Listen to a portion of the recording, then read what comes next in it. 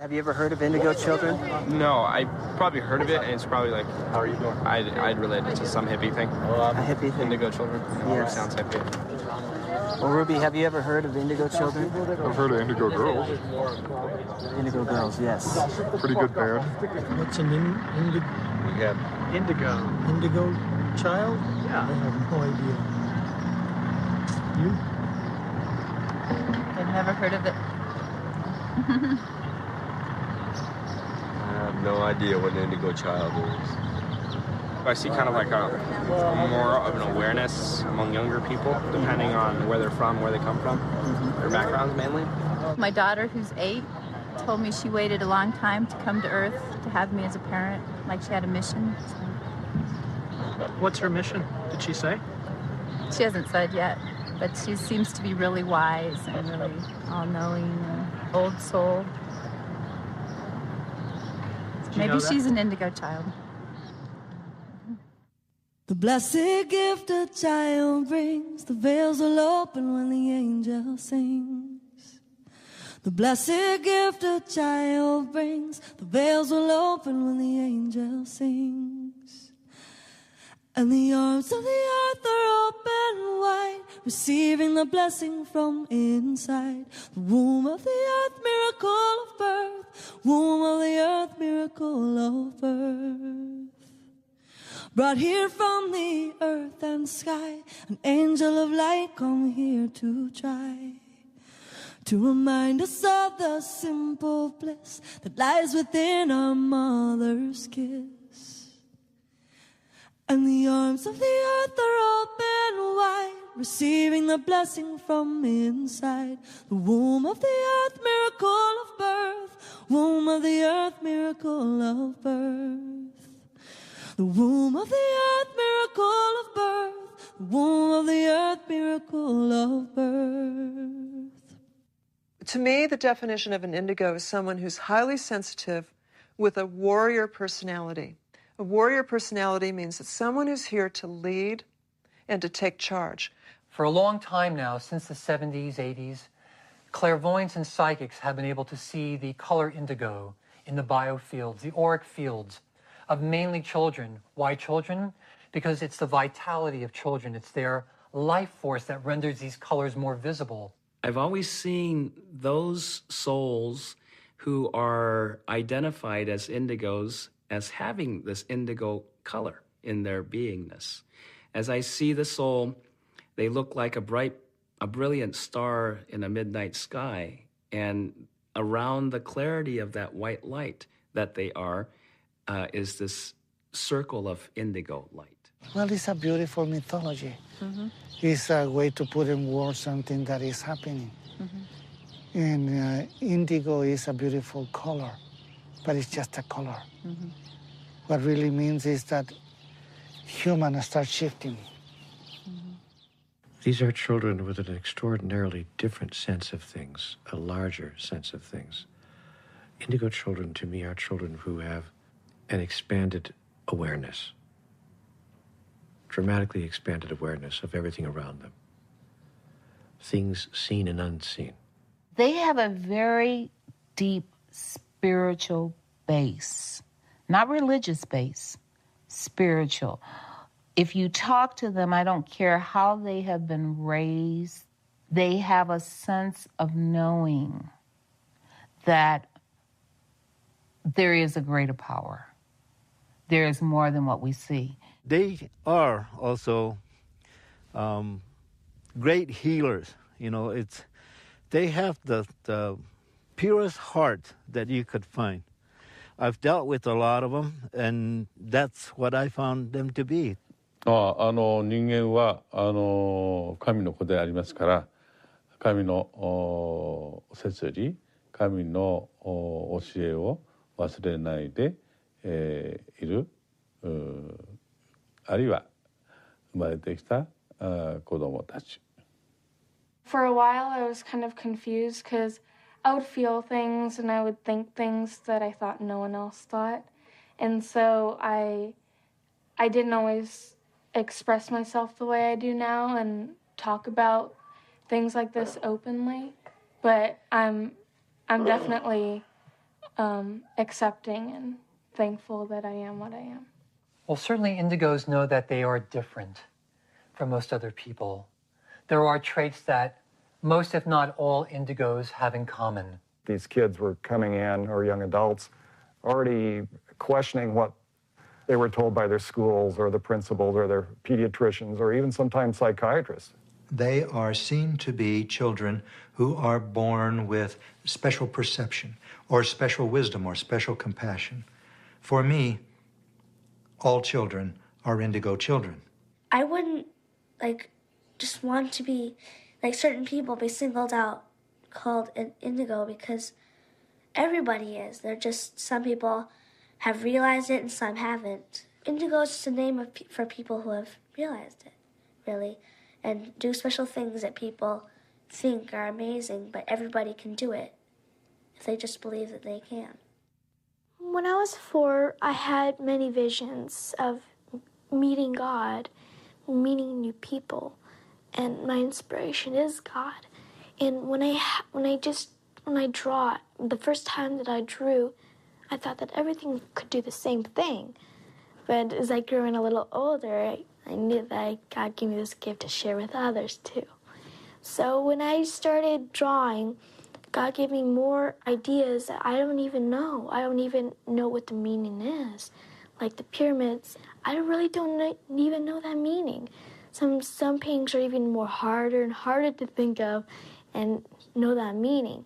So when I started getting a little older, I started knowing that this is God. This is totally God. He's helping me with my art. He's helping me with my poetry, my life to live, other people's life. He's taking care of me like I was a little butterfly, and he's just a little human, just covering it, just making I'm safe. I like him. He's everything that I have, and when I think of that, I feel like a really good feeling that he's in every poem that I write, in every painting that I paint.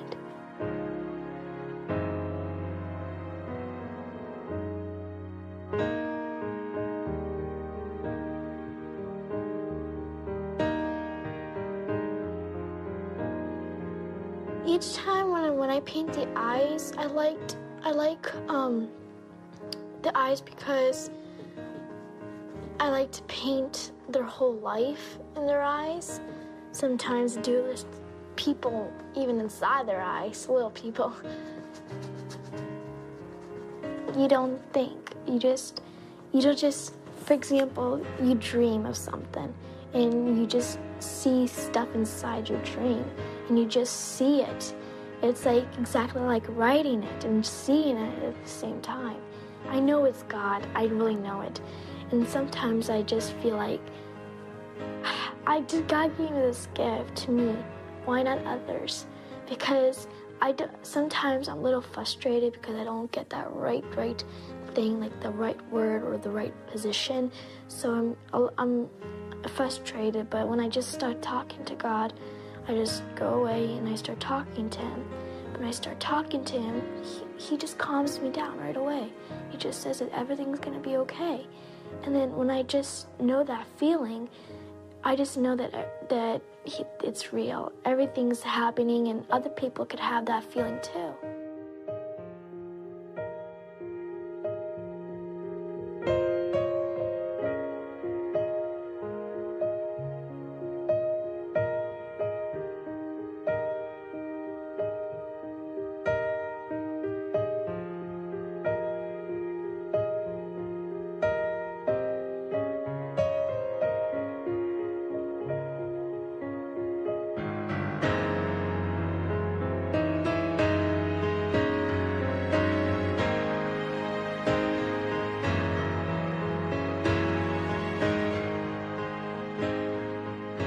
I started having this feeling of writing something down about the painting that I was sketching. So I was thinking of something, but I didn't need to think. I was just writing effortlessly. And when I started writing and I showed it to my mom, she says, what is these words coming from? And I said, it's from God. Then I just showed I used to go to school at that time, so I showed it to my art class. It's like show and tell, and all the students were like this, oh my gosh, did you write that?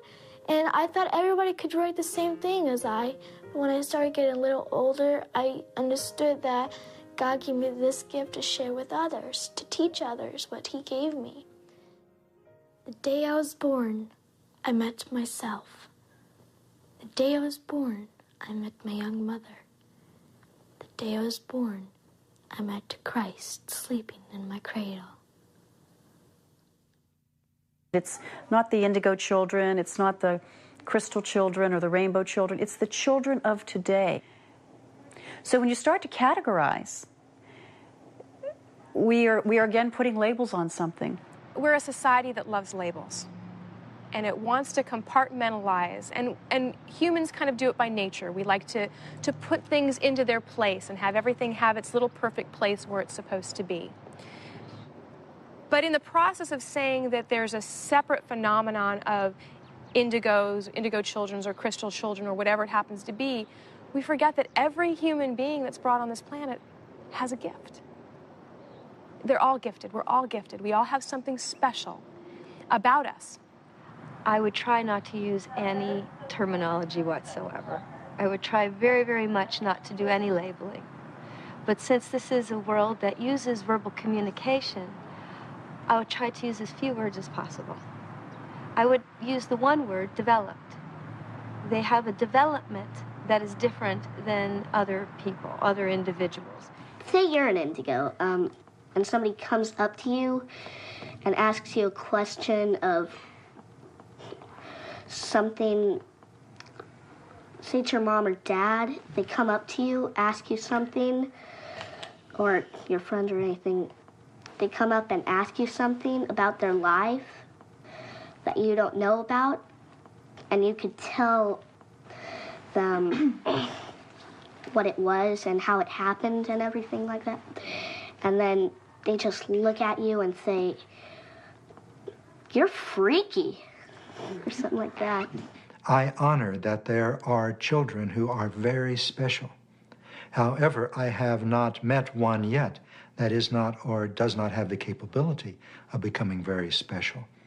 I'd like to believe that our whole society, our whole world, is evolving together. Some may be a little faster than others, but hopefully everyone is evolving together as human beings. I think the dangers of labeling indigo children as one thing or another is that we'll start believing the labels, and we will sidestep the authentic experience that's right in front of us, or we will adjust our experience of what's actually going on in order to fit it into our preconceived notion of what the label suggests it ought to be. Putting the label indigo, on somebody kind of is almost, or was for me, almost intimidating to live up to. Because, you hear all this stuff like, wow, so if I'm indigo, does that mean I can never wake up and have a bad morning? Does that mean I can never, never have it get into a bad mood? So I think the label might be a little limiting sometimes, but once I realize, wait a second, we're just kids who want to make the world a better place. One day, we will do away with the labels and we will just call them children. We will call them humans. But for now, I think it is important to have labels, because if we don't label them, other people will. They're already being labeled.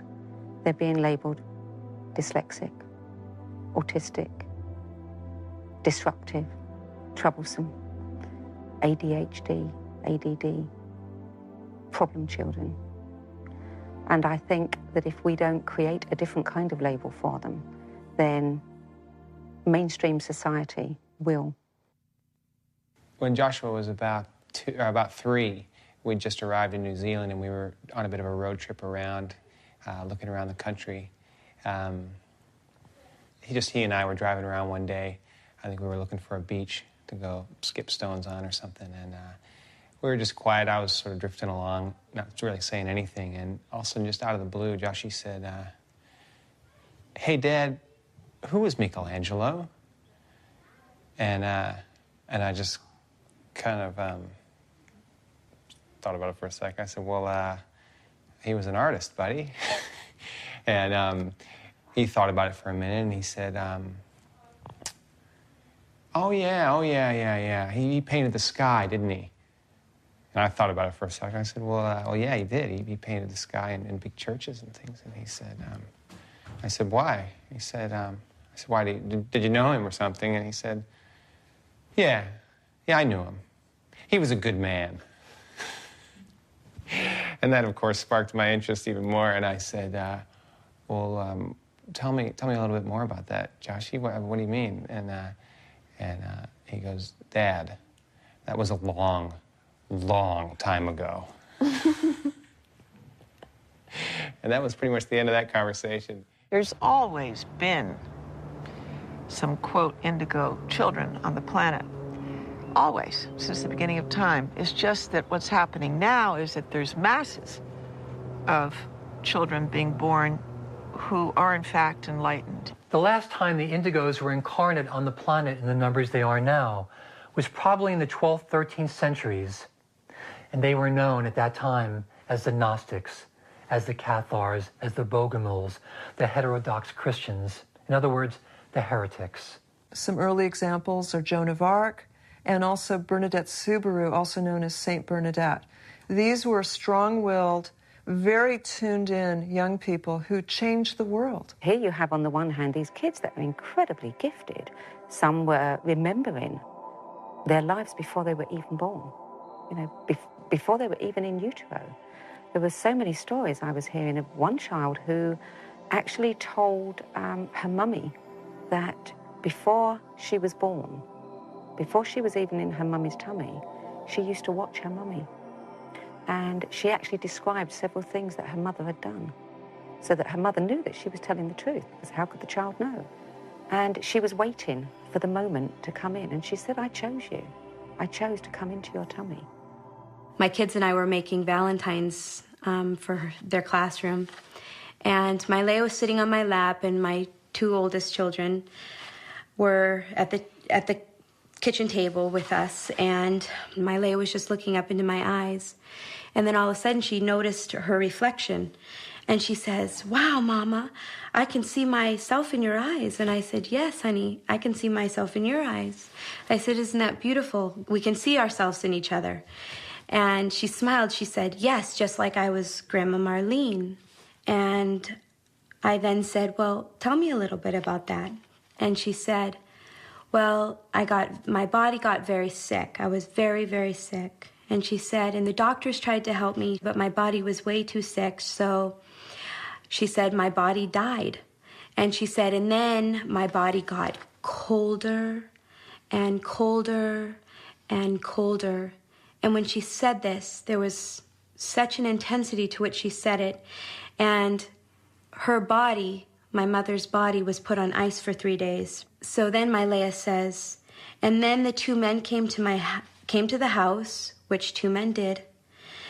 And she said, and they put my body into a box, which they indeed did. And then they took my body to a place that had a big oven. And she said, and my body was burnt. And she said, and my spirit went up with the angels. She said, but I wasn't an angel. I just was with the angels watching you guys, watching all of you. She said, and then I was a baby, and now I'm my Leia. She seems to be overcome by the clarity of her experience. She then says, I'm scared. And I just know intuitively that I need to sing this song, although it's not something I commonly sing to my kids. I started singing He's Got the Whole World in His Hands. And Angelina also joined me, and within a few words of the song, my Leia then grabs my cheeks fiercely and looks me right in the eyes and says, that was the song. And when she said that, I had instant memory of the song that my mother actually wrote into her will to be sung on the boat when we were pouring her ashes into the Atlantic Ocean. She wanted all her family members, all ages, all different belief systems, to all have absolute knowing, as she did, that regardless of the outcome of her physical healing, whether she had it or not, that her soul was infinitely in God's hands, and she trusted in that impeccably. And when I sang that song to her, she smiled because that truly gave her comfort in that moment. That was the song that was her keynote to remind her of her soul being in God's hands. He's got you, my Leia. In his hand, he's got you, my Leia. In his hand, he's got you, my Leia. In his hands, he's got the whole world in his hands. There are some indigos who are streaming into the planet to bring the sword, of will, the sword of power, to cut through the old paradigm and slice through the illusion. There are some who are bringing in the gentle compassion. There are some who are bringing in the new language of light and sound. So that's where the music comes in. That's where the heart communications come in. And if we can quiet our minds enough, we find that clear communication can come through on a heart level. So myself and many others, I feel, are here to bring the new language, and we just need the new ears to hear. I'm grateful, because to walk the path of light isn't easy, but now I see it so clearly. You came into my life, and now I know that you always been there. Now I just want to say that I love you. Yes, I love you. I came from kind of a dysfunctional family. My parents got divorced when I was 5 years old. So right away it was clear to me that the outside world was not a place I could find stability in or comfort in, even at times. So what that forced me to do in a way was go within myself and find that within myself, and that was my personal path. We just need to be able to hold a space when these kids are telling us, oh, I'm seeing angels at night, or I'm seeing this, or this is happening. And my parents told me, oh, that's just a dream, your imagination's running wild, and I get all those things would be batted down, and instead of being supported. So in a way, I shut down in a way from being able to express that. I pour my energy into this cup for you. Drink it up. I sing my melodies. In fact, I just like to ask, has everyone here heard of indigo children and have an idea in your own minds of what that means, basically? Yeah, I read a little bit about it, and what I observed in my own little one is being very sensitive, more than normal. Children are sensitive, but there's an extra edge to it. The memory of past lives bleeds through more readily, and she doesn't always know what to do with it, but it's just below the surface. A knowingness, as all children do, of what's authentic and what's not, but they seem to be more impatient with that which is not authentic, which sometimes leads them into to clashes. And helping a master awaken type of role rather than trying to fill an empty brain. Education. We have to have receptivity for it first. We have to have a receiver, like a radio, like a crystal receiver inside of ourselves. And that comes with doing the work and clearing out the darkness and the old patterns of doubt, and fear and all the patterns that we've been installed with. Once we get our receiver uncovered, though, we can tune that dial in to the indigo vibration. And it's a very incredible process, and to see this happening all over the planet, in these little pockets, but more and more it's becoming a web. We are the ones we've been waiting for. We're everything that you need, yeah. It's time to walk through a golden door. Inside your heart is the key. Why are indigos here? Indigos are here to bridge heaven and earth. Indigo children have access to human experience at a larger level, at a greater depth than most people do. They access the data in a different way, the incoming data of life. And they access data that some people don't have access to at all. And so sometimes indigo children are mistaken or misunderstood to be children with attention deficit disorder or children with some sort of deficit of some kind or another. And in fact, it isn't that they have a deficit, but they have a supplement. They have more, not less. If we have our indigo children mask their spiritual gifts with substances like Ritalin or fast food that's being sold on school campuses for lunch, then we are literally shackling these children. We're putting them into chemical straitjackets. When you're trying to put them in a curriculum in a school system where they have to learn a little bit about everything kind of in a spiral as they're growing, that doesn't work for them because they want to take a subject, grab onto it, sink their teeth in, and go until they've gotten to a point where they're finished with that subject. Then they come back and grab another one. A lot of these kids really need to be in private schools or home tutored. So unfortunately, when you're in groups of 20, 30, 40 kids, you have to behave. You have to be able to sit there for an hour, 45 minutes, 55 minutes. And for many of them, that's just asking too much. In my life, I've been diagnosed bipolar, manic depressive, schizophrenic, psychotic.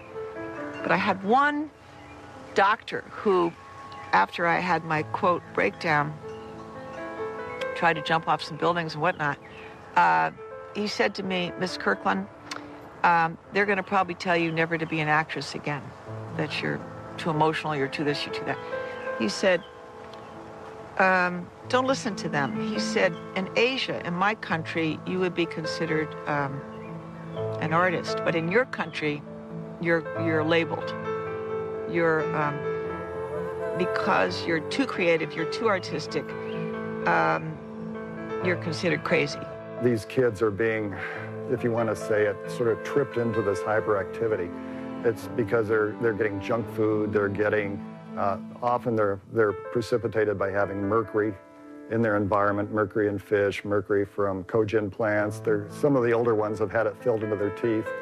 And then also there's the fact that the younger ones are getting it actually through vaccinations. A lot of these young children will be quite normal, and, well, what we call normal, until they're tripped into having vaccinations, repeated vaccinations throughout childhood with thimerosal, which is a mercury-based preservative.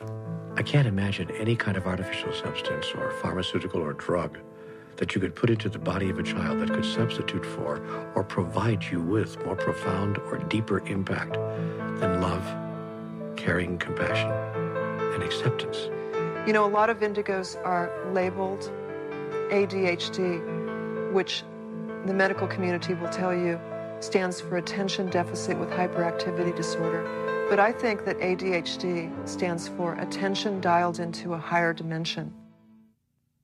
What we're going to talk about today is an osteopathic approach to children with ADD, ADHD, and autism. We're really going to talk about individual care a little bit and about the full spectrum of options. We have things all the way from, dealing with just drugging them and using Ritalin or Adderall or any of the other medications that are out there. We have the choices of doing absolutely nothing and using alternative medicine, whether it happens to be herbs or homeopathy. You have the full spectrum, and even osteopathic manipulative medicine, because it definitely makes a difference in these kids. So do we say that we have to be on one spectrum or the other, or do we have the benefit of being able to use a full spectrum of things that are available to us as what's appropriate for that individual child? Being different's not a bad thing. It's just different. And the key thing is finding people who understand you, who respect you, and allow you to be you, to be the individual that you are. That's the most important thing, and recognizing you may not always be the popular kid or the one that everybody gets along with, and that's okay. What is normal? That is one of those words where we use it so often. What is normal? And that's different from every physician you talk to, every parent you talk to, every individual you talk to. So we have a hard time when we say, well, this kid's not normal. Well, what is your classification of normal, right? So as we start to approach these children, the things that I'm finding universally are that they're often very, very bright. Have you guys seen the same thing? Absolutely. Right. Some of the smartest kids you've ever seen. Anyone who's gifted and talented and has a passion for the world and a passion for making everything a better place, what an amazing, amazing thing that we want to actually continue to help promote these kids in feeling that it's okay to feel maybe that they're special. I think everybody's special. And when you recognize that whatever their special thing is, to help them further it so that they have a chance to blossom and become the most amazing individual, most amazing human being that they can be, that benefits the entire world in a positive way, then fine, use the label Indigo. Makes no difference to me. But recognize that every child needs to have that love and that compassion and that patience to help them really expand to be the most incredible human being they can be. And the storm clouds are lifting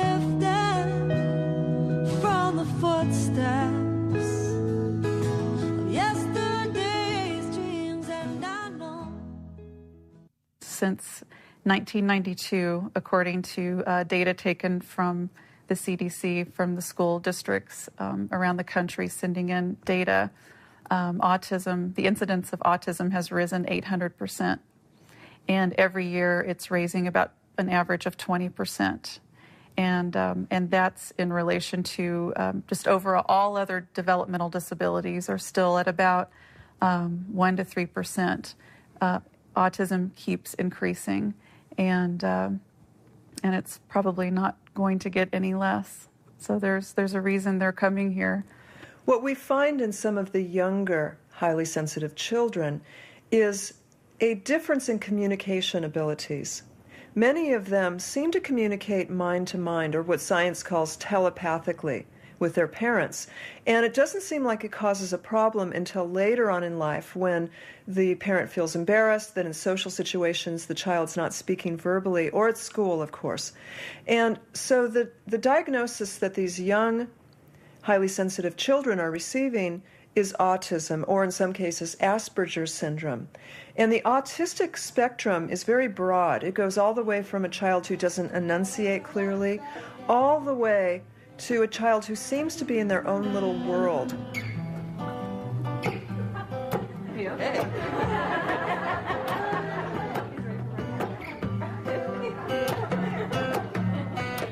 Right now I sing this song. I just hope you can feel it through. Oh yeah, yeah, yeah, yeah, yeah. You wanna dance? Now's your chance.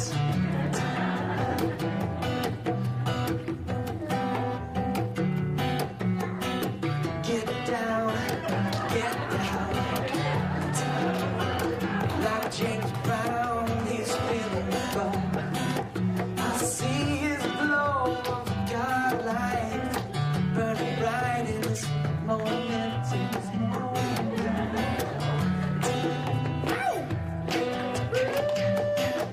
My one son, Dar, who I've been working with the last couple of years and who's emerging very beautifully out of autism and beginning to talk, and it's really exciting. I'm so proud of him. And I'm not going to talk about him anymore. I'll cry. Tears of joy. But he has a lot of sounds he likes to make. So he might go, right? And so then I'll go, is that for mum? And and I'll go, mum. And then the next thing you know, it builds from to mom to you're singing a song. Sounds like God to me.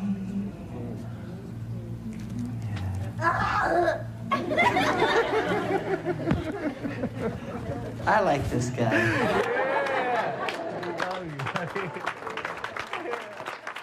We start to communicate in a silent way underneath this game.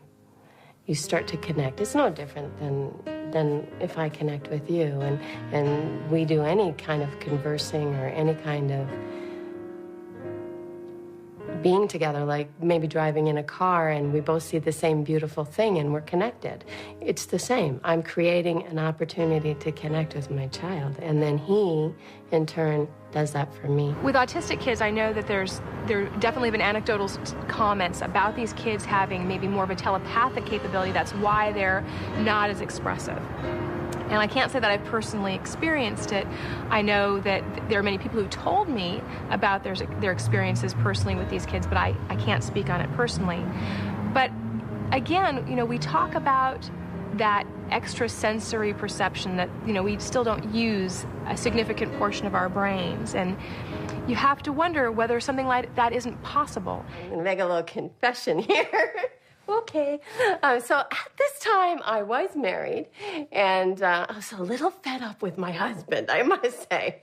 I was standing there doing the dishes, and Dar's the only one not in school at the time, and he's over to the side, kind of, you know, doing his own thing. He does a lot of this, you know, you're kind of going like that, and looking into the world within. And I'm doing the dishes, and I'm imagining having an affair on my husband, because I met this guy that I thought was kind of cute. And I'm like thinking the thought, maybe I'll just have an affair. And as loud as can be, inside my head I hear, no. But the weird part was, it wasn't like, you know, when you think the thought no to yourself, or no, I'm not going to do that. It wasn't like that at all. Not only was it a voice, but it was a voice that I recognized as Dar's, which is believable because I'd heard him speak occasionally. So every once in a while, Dar would say something really out of his lips. Every once in a while, he'd go, I'll take that, or I'll do that. So I knew his voice when he would speak normally. And then he'd revert to these sounds and stuff. And so I heard this no in my head, and I look over at him, and he's looking at me, and he goes, no, no, no, no, no, no, no. And he'd never done that. I was like, oh my gosh, this kid's reading my mind. He's listening to me think. You know, if we see indigo children or the way they express themselves as a nuisance or a bother or something that's difficult to deal with, then we're going to treat it one way. If we see it as an enormous gift, an opportunity to gain insight into life itself through these children as a channel to access the information that we can't access by our own devices, we will treat it in an entirely different way. The children look up to you, and you're definitely their role model, and just let the kid be a kid. I mean, if it gets out of control, yeah, but just be patient and let them be themselves.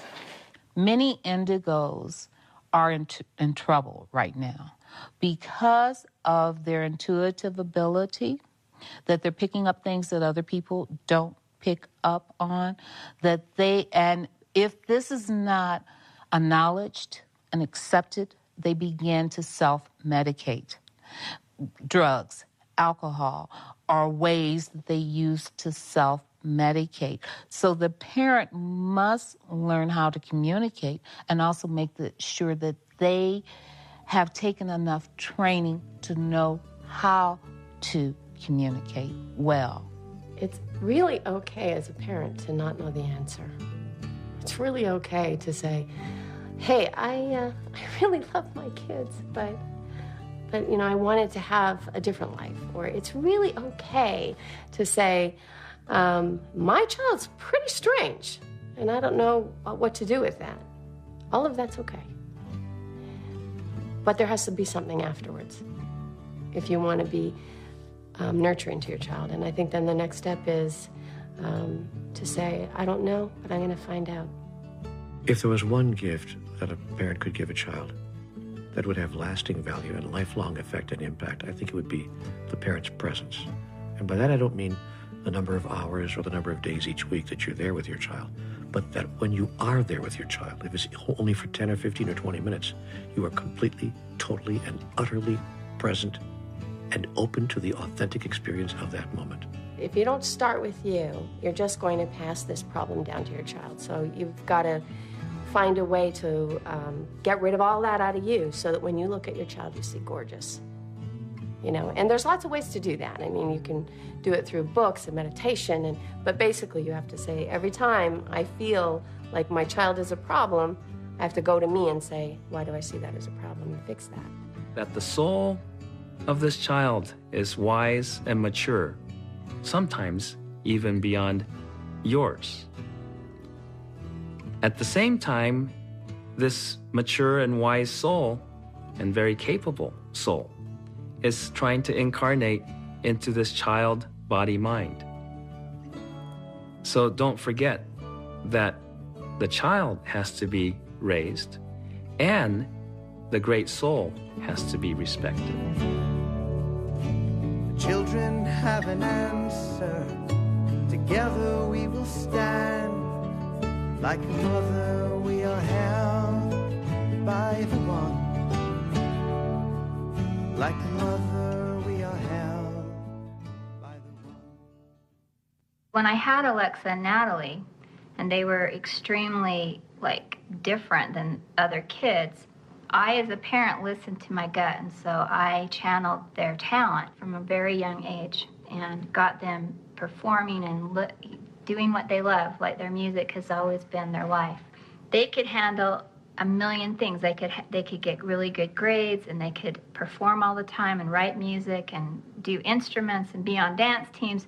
Wake up, What are you doing? What are you living for if you're not following your dreams? You have people that love to paint, but they decide to be a car wash person. You know what I mean? I think it's really about, if you are true to yourself, then you can be true to other people, and you can really live your gift, and that way there's more harmony on earth and everything's more in sync. Really, music is what I want to do, but it's like what my sister said, I'm living two different lives. I kind of hide myself when I'm here in Utah because what can I do? I play music at home and I do that stuff, but when I go to school, it's just kind of, okay, back to the other half of Natalie. Nay, nay, nay. You'll almost think A to E.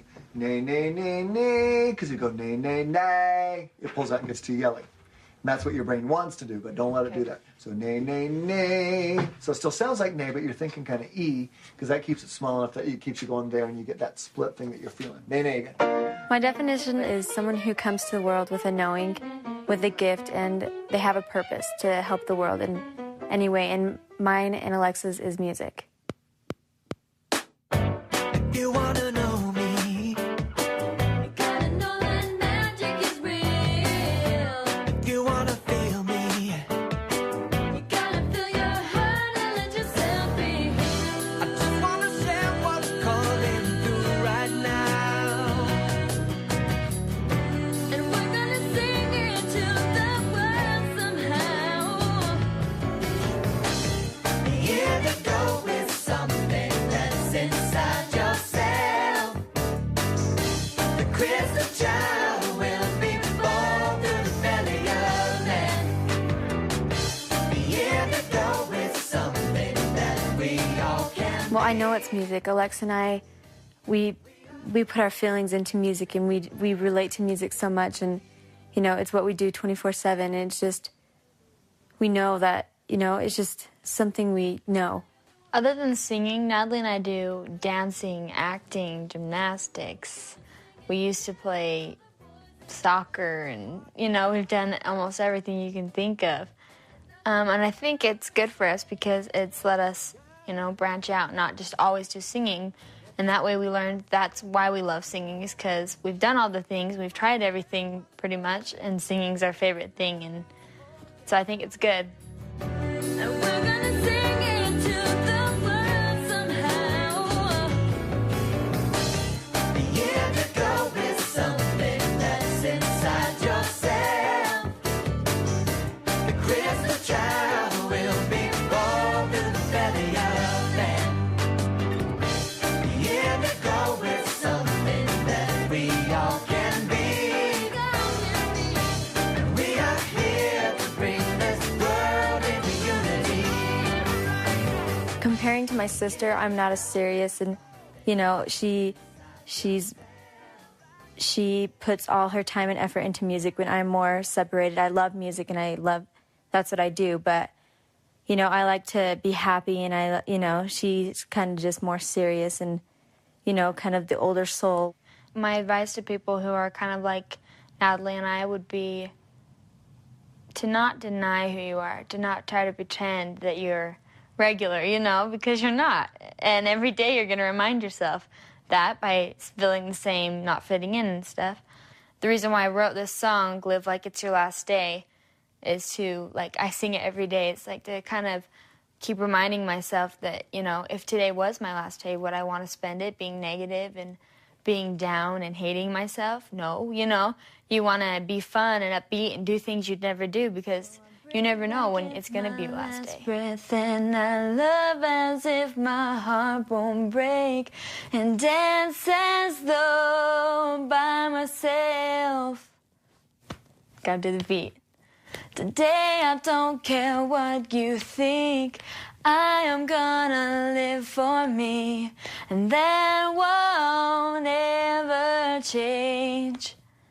Today could be my last day.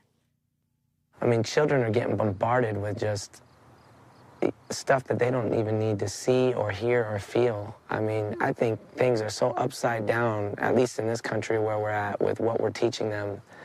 You know, you're going to go into a public school and teach somebody lies about a fictional character in history, and you're not going to teach them how to deal with crisis in their life mentally, or teach them how to eat correctly, organically, or teach them how to farm, or teach them about meditation and slowing down their heart rate in a struggle. What's up with school? I mean, you know. Unfortunately, our country does not put in the amount of money into our school systems that needs to be there to really financially support all the educators and the school systems and, you know, all these phenomenal people trying their best, working in this system that's just failing. My book, Be Here Now, is now the rage in high schools. So that's certainly some mark, you know. It tickles their consciousness. What schools need to do is not concern themselves so much with memorization of data, but with pulling from the inside of the child the wisdom that resides there quite naturally. According to the definition, and if we look at the definition of education coming from the Greek definition of edukos, it is the pulling forward of wisdom from within. No child left behind. It's really scary to me because what it's doing is, instead of teaching them how to think, it's teaching them what to think. And we need to get back to what true teaching is. We haven't evolved as a country in what we're teaching them. We haven't adapted to what it is, where they're at. And I think they're just way ahead. They're needing more. And it's here already. We have it. The people are here. It needs to be allowed to be taught. With all of your might, man, throw up your fists and run out on the front line. Fight for the children. No better time than now to build this energy. Expand the family through synergy chemistry. With all of your might, man, throw up your fists and run out on the front line. Fight for the children. No better time than now to build this energy. Expand the family through synergy chemistry. The educational paradigm is shifting, and that there needs to be something for the children of today so that they can feel nurtured in a safe and sacred environment for them to be fully and completely who they are. We've developed a prototype for a new type of schooling system that's really an entertainment and an educational learning center within the community. And this is a place that is completely child-directed. We have all ages together, and basically it's really a iteration of the one-room schoolhouse in a hip, jazzed-up environment in a manner that allows us to keep authenticity to our vision. True teaching is helping to bring out the gifts that each of these children have, and also having them recognize that there are gifts and not all gifts are the same. HSP 법칙은 그 HSP 현상을 깊게 연구하다가 우리 뇌 안에는 우리가 선택하면 우리가 원하는 것을 만들 수 있는 하나의 메커니즘이 있다는 것을 HSP stands for a heightened sensory perception. And if we can increase our senses, our perceiving of our senses, we can make decisions that we're proud of, we can feel more confidence. And of course, that leads to a much healthier and more peaceful outlook. Dr. Lee really wanted to prove his theory that with some training, all children can develop their HSP potential. And so with an initial group of children, with a little bit of training, it was shown that prior to the training, they didn't have any extraordinary abilities. They hadn't used them yet. But with a little bit of training, they developed some really remarkable results. Some of the HSP testing and training that the students got a chance to participate with included being blindfolded and learning to recognize colors and shapes and even words. Other students had the opportunity to bend spoons and actually have spoons attached to their bodies just by using their brain power. Initially, these students couldn't do these tasks, but with the training in which they had so much fun, there was a lot of laughter and joy, the students developed a sense of I can do it spirit. And sure enough, at the end, more than 25% of students successfully could be blindfolded and to make out images and pictures and colors. 33% of students or more experienced success using the spoons. 그리고 더 놀라운 것은 그런 능력이 누구나 훈련시키면 할 수 있다는 뇌 속의 하나의 메커니즘을 발견했다는 것입니다. 그래서 그것을 어린아이들에게 이렇게 실현을 시켜본 결과 Later, another training was done in Ashland, Oregon, in the United States, which helped to confirm those original findings. And with a group of 44 American children, again with no special initial abilities or ideas, they were able to do some very remarkable things using their brain and using their choice. Step one of saving the world begins in our daily lives. First thing to do is be happy. It's one of the most important things, and it's scientifically proven to be healthy, and it's contagious.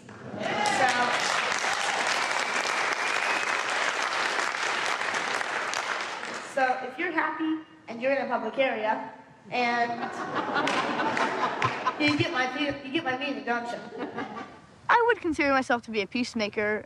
I'd say that, you know, I've got a lot of ideas in my head about peace that I think sometimes I feel like are almost common sense to me, but might not be to, you know, the rest of the world.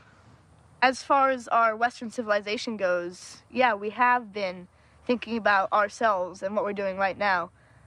I know that the Native American tribes, way back when, were into, you know, whatever, this action affects the next 7 generations, and we need to watch, you know, what would happen if we do carry out this action. So they had it right. We just need to figure out what they're talking about now. If I could say one thing to the leaders of the world, it would be that we're all working towards one goal, which is peace. There's no people who are working against peace in the world, I believe. Stand up for what you believe in. Yes.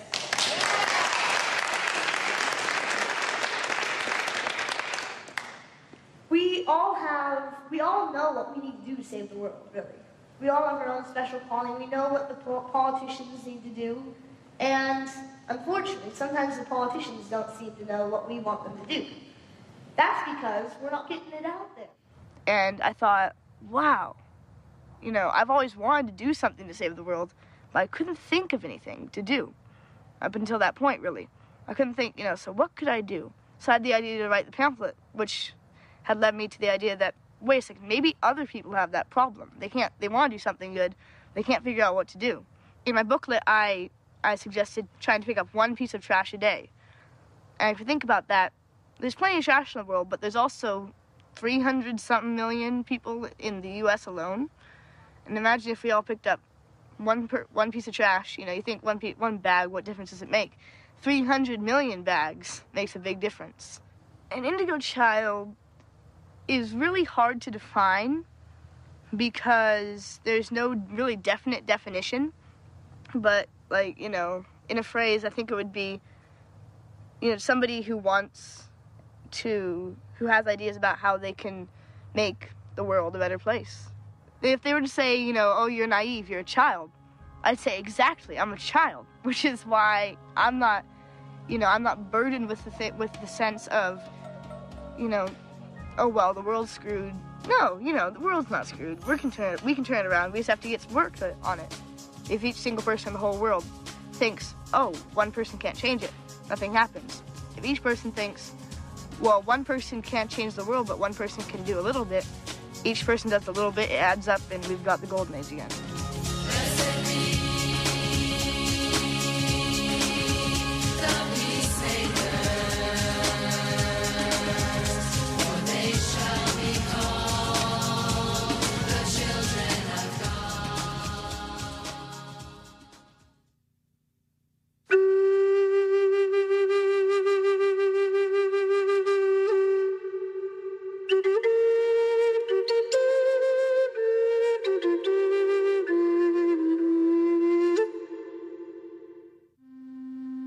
Indigos in the Native community is very much a phenomenon, but because of the history of what the white people have done with special Native American children, generally what happened was that if a Native American child was deemed as being special, that child was then taken away from the parents and then put in white schools. So there are definitely indigos among the Native Americans. The children of our culture as well as other children in the world are very important to us because I see a lot of the children that are very smart, and the children are wanting attention, they want to learn, and the children all over the world are teaching our generation and the generation before me the importance of why they are here, and we need to listen to the children. If we don't begin to heal, there is not going to be no future for our children. It is something that has been foretold to us by our ancestors, our elders, that if we don't wake up and start to work among ourselves in a harmonious way, that our life as Hopi will cease to exist. And therefore our philosophy that what we do here on Hopi for all mankind, for all human beings, for all living things will cease to exist also. But it's all of us, not only as parents, but people throughout the world coming together, unifying and bonding together will make us become balanced again. We are all human, and we are all very important, especially to Mother Earth. Masao is our creator, and that's who we have to respect. And if we don't, it will turn around and probably discipline us. And the reason why I say that, you look at all these hurricanes, earthquakes, especially in the United States. Again, my grandfather told me that if we misuse our Mother Earth, if we get greedy using Mother Earth, then our Creator will come back to try to remind us to not be greedy of our land, water, whatever it may be. You know, in our Hopi culture, prophecy says that we're going to live in what they call Koyaniskati, and that means a crazy world or craziness. And right now the world is so out of balance that it is very hard as a parent myself to try to instill that within my kids, because right here on Hopi, we're so out of balance ourselves. It's a sickness that we need to wake up from. I know that people say that when you're trying to teach kids, "Bye-bye," they say that statement that means, "Oh well," but we can't say "oh well," because there is still hope. We can change it. We have to change it as a people, as a whole. The people need to come back to how we are supposed to be as Hopis, and that's what I see. And I know that the kids really do want that. They really do want to know who they are as Hopi kids. When we're guiding them to be the leaders of tomorrow, we need to give them the truth. We cannot make stories about what their life should be, but give them everything. Give them the truth. The prophecies tell us that we need to look at our children because they will be the future leaders of our groups, our tribes, our communities, and we need to gear them up so that we need to guide them through their younger lives, give them the best advice we can give them, so that they, in turn, when it's their time, can be our leaders in the future. It can be done, and we must work towards that goal. The children that are coming in today seem to have more software already downloaded into their systems. They are an evolutionary leap. They are showing us where we are going as a species. And I believe that these children come in with more neural pathways connected, more abilities that we all have, but we've lost over the centuries. Are we seeing evolution happening? I don't know. But if you have any belief in natural history and the Darwin phenomenon, then you have to say that evolution has to happen. It does happen. We're just so used to it happening so slowly that we don't get to really recognize it. Those of us that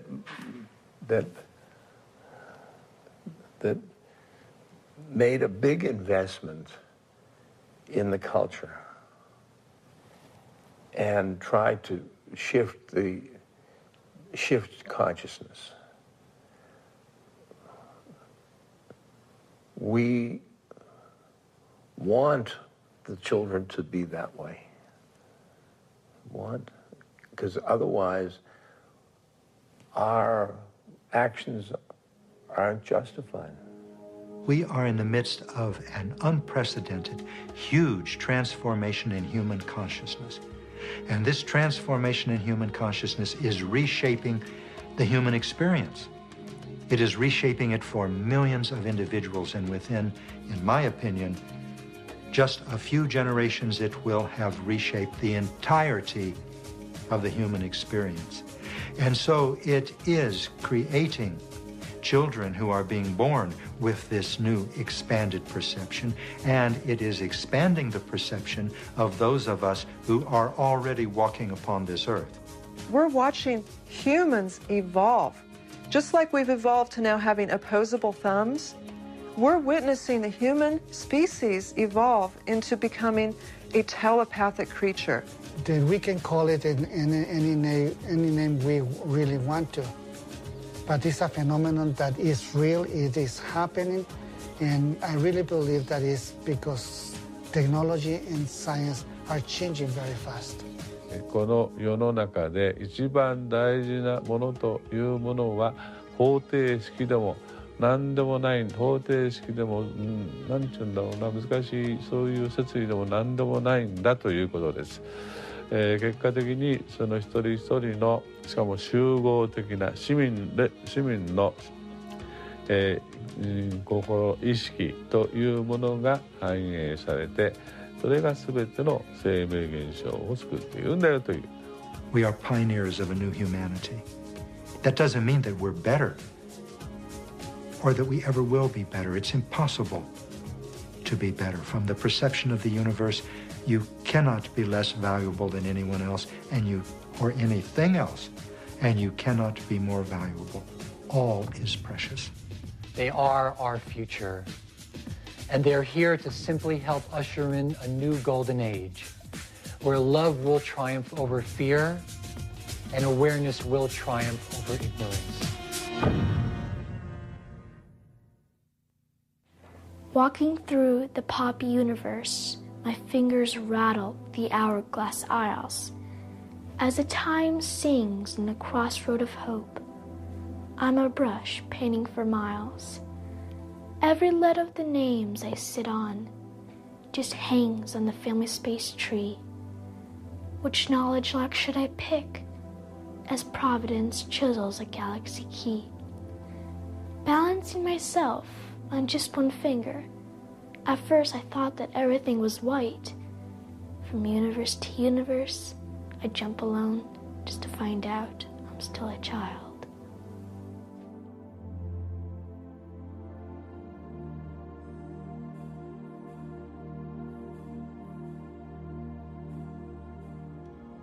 The greater event is not the appearance of indigo children, but the birth of an indigo world.